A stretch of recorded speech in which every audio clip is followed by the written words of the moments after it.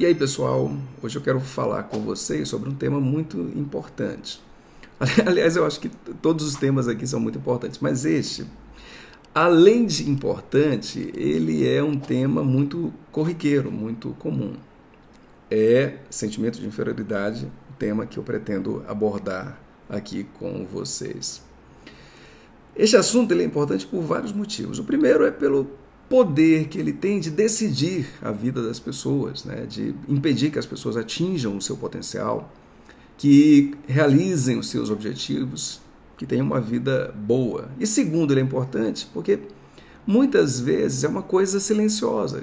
Quem possui um sentimento de inferioridade não sabe o tamanho do seu sentimento de inferioridade. Muitas vezes isto acontece, né? Não sabe os modos como o sentimento de inferioridade se apresenta. Então, a pessoa não é capaz de reconhecer atitudes suas que têm a ver com o sentimento de inferioridade. Eu já passei por isso, já tive um sentimento de inferioridade que afetava bastante a minha vida, mas eu era incapaz de notar que ele existia. Eu me convencia de que não tinha de maneira alguma. Quando alguém dizia que notava em mim alguma insegurança, eu ficava assim, né, incomodado com aquilo. Mas, enfim, só depois que eu melhorei é que eu pude olhar para trás e notar que havia sentimento de inferioridade, como ele afetava e influenciava a minha vida. Como a minha vida podia ter sido melhor se eu tivesse notado antes e trabalhado antes. Então, por isso que este tema ele é sobremaneira importante. Então vamos lá, tem aquelas pessoas que já sabem, né, que realmente tem um problema com o sentimento de inferioridade, já reconhecem isto. Por quê? Porque este sentimento se expressa nelas de uma maneira mais clara. Só que nem todas as vezes é tão claro assim, porque a mente tem sistemas de defesa que podem, né, camuflar, ofuscar, dirigir a atenção para outros pontos e... Então, nem todas as vezes a pessoa reconhece a extensão do seu sentimento de inferioridade. Assim como nem todas as vezes as pessoas são capazes de notar que atitudes de outras que estão por perto, que estão ao redor, têm a ver com o sentimento de inferioridade. Por exemplo, né, de repente uma pessoa convive com outra que vive se engrandecendo, né, vive falando de si, vive se elogiando. Aí, pode ser uma conclusão, esse alguém aí se acha o máximo, esse alguém aí pensa que está acima dos outros, mas não, é justamente o contrário, essa pessoa se sente abaixo dos outros e ela se elogia tanto, se enaltece tanto, para poder se compensar, para poder convencer outras e assim convencendo, se sentir melhor. Só para que vocês percebam, né?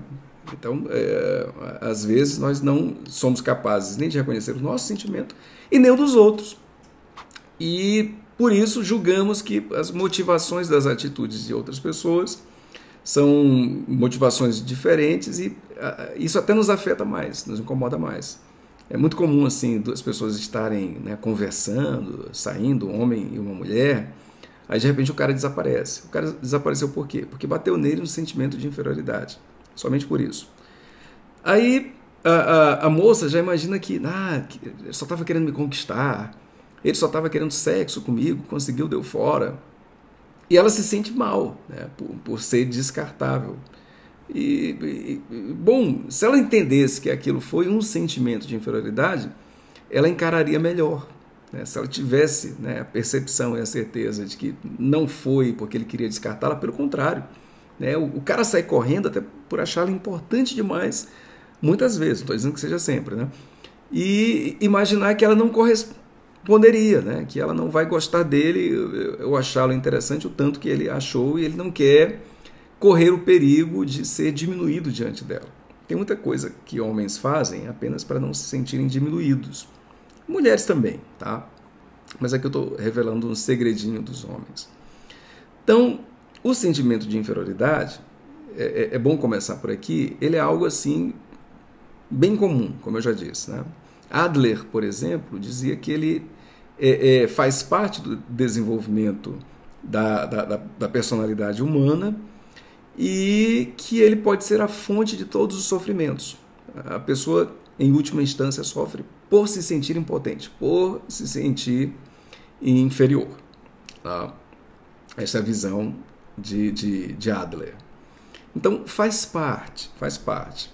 Quando nós falamos de alguém que tem um sentimento de inferioridade, nós fazemos referência a alguém que não conseguiu superar este sentimento e cuja vida é o tempo inteiro controlada por ele, o sentimento de inferioridade. Uma pessoa que tem um sentimento de vez em quando, uma pessoa que acabou uma relação e se sente para baixo, né, se sente diminuída provisoriamente, tranquilo, mas alguém que o tempo inteiro lida com a vida pela ótica do sentimento de inferioridade, esta é uma pessoa que nós dizemos que sofre de sentimento de inferioridade.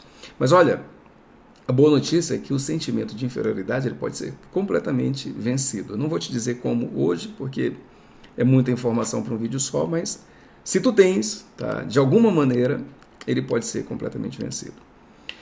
A grande questão, como eu já disse neste vídeo aqui, é que o sentimento de inferioridade é profundamente incômodo, né? E a mente detecta isso. E até para te defender dele, ela usa recursos para apaziguar, para diminuir a sensação, que é uma sensação incômoda. E aí o sentimento de inferioridade se manifesta nas pessoas de maneira diferente. É por isso que muita gente não é capaz de reconhecer, né? Nós imaginamos que a pessoa que se sente inferior é aquela sempre mais acanhada, mais cabisbaixa, aquela que se autodeprecia ou coisa semelhante, mas não. Né? Tem formas diferentes. Uma que eu já citei é aquele que foge quando sente que vai ser rejeitado, quando sente que há alguma ameaça de não ser assim tão interessante ou coisa parecida. Né? Aí como é que a pessoa lida? Ela bate em retirada, desaparece, porque aí ela se sente melhor. Né? O cara, por exemplo, né? Se sente melhor. Foi ele que não quis. Tá? Tem aquelas pessoas que fazem a chamada autocompensação positiva, que eu também já citei neste vídeo. Aquelas pessoas que se enaltecem, que se elogiam, que vivem falando de si na tentativa de convencer as outras, né? E criar uma imagem positiva. Tem outras pessoas que fazem a autocompensação negativa, que são aquelas que colocam as outras para baixo, que apontam defeitos, né? Que fazem sempre críticas ácidas demais. Então elas depreciam para poder se igualar ou se sobressair. Tem aquelas também que vivem no estado de negação, que não quero isso, não quero relacionamento, não quero riqueza, não quero nada, né? Começam a dizer que a vida está legal, do jeito que se encontra. Então, né, tem uma fantasia de negação, que também é sentimento de inferioridade. E se eu fosse aqui elencar as formas, nossa, são as mais comuns possível, as mais comuns que vocês possam imaginar. Só que o que é característico, na maior parte, é que as pessoas se encastelam, elas vão se limitando, elas criam zonas que entendem, de vida que entendem que estão sob o seu controle, criam simulações, se afastam de alguma maneira de situações que lhes sejam desafiadoras. Às vezes, né, criam, por exemplo, a fantasia de preparo. Isso é muito importante, sabe? Pessoas que dizem assim, eu estou me preparando para isso, estou estudando, e nunca fazem nada. Essas pessoas, esse é um falso preparo, tá bom?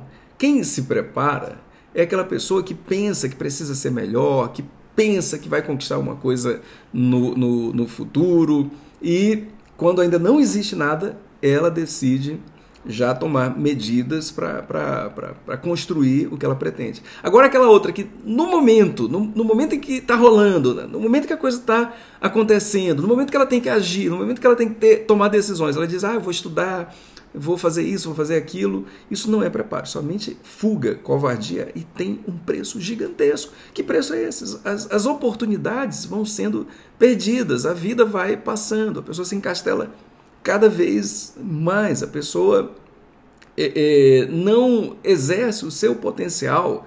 Todo mundo tem um potencial para gerar uma vida fantástica. A pessoa não exerce esse potencial, ela vive muito abaixo, ela vive né? Abaixo do potencial que ela tem, nunca avança em absolutamente nada, vai perdendo vida. E pior, essa pessoa não tem opções, né? Então, às vezes, acontece assim, quando ela sente que algo lhe gerou um pouco mais de esperança, né? Algo lhe se apresentou, tem a aparência de uma oportunidade, aí ela sai correndo feito uma cachorra, fica cachorreando ali atrás daquela suposta oportunidade. Isso não é oportunidade, isso é desespero. Só que a pessoa sente como se fosse uma oportunidade que ela não pode perder. E por que ela sente isso? Porque ela não tem escolhas, ela não tem várias oportunidades. Então, aquilo que parece mais fácil, aquilo que gera um nível de esperança, acaba parecendo ser uma oportunidade. Mas o grande problema desta pessoa é que, na prática da vida, ela não tem escolhas. Viver uma vida sem escolhas, porque tu não te preparas, porque tu foge, porque tu sentes que o teu merecimento está aquém do devido, é um negócio assim muito, mas muito complicado. O correto seria uma vida onde a pessoa se desafia o tempo inteiro. Ela não foca, por exemplo, em não sentir mais este sentimento de inferioridade, que é outra coisa que muita gente quer e que não vai funcionar, né? Ela espera desaparecer, porque vai meditar, porque vai orar, porque vai ouvir alguma coisa, e se desaparecer o sentimento, ela enfrenta coisas. Não é assim que funciona. O sentimento de inferioridade, ele desaparece pelos enfrentamentos. Aqueles enfrentamentos aqui a pessoa se dispõe a realizar. Não precisa ser grandes enfrentamentos, mas é necessário que se saia um pouquinho que seja da zona de conforto. Não precisa ser um enfrentamento gigantesco, altamente desafiador. Além de não precisar, não deve, porque também isso pode gerar um pânico muito grande, um sentimento de derrota muito grande quando a pessoa não conseguir. Enfim, tem que ser algo um pouquinho a mais, algo que é desconfortável. Às vezes, falar com alguém, né, dizer algo para alguém que deveria ser dito, mas a pessoa não consegue. Enfim, algo que tira aquele indivíduo da sua zona de conforto. Às vezes é simplesmente dizer um não de maneira objetiva, que aquela pessoa não consegue fazer. Né? Para ela é difícil, porque ela teme, sei lá, né, não desagradar, teme ser mais excluída, mas é se expor a algum nível a mais de risco.